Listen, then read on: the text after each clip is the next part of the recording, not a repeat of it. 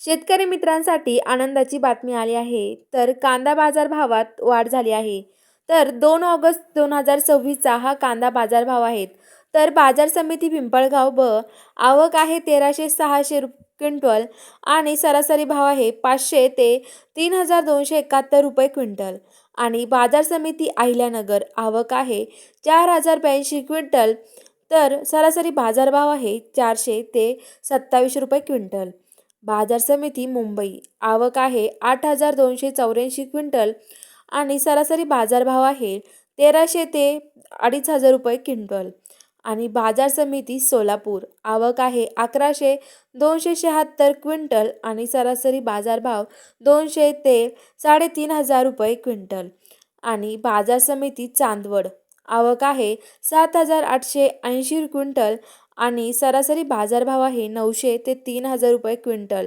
आणि बाजार समिती चंद्रपूर आवक आहे 260 क्विंटल आणि सरासरी बाजारभाव आहे 2700 ते 38 रुपये क्विंटल.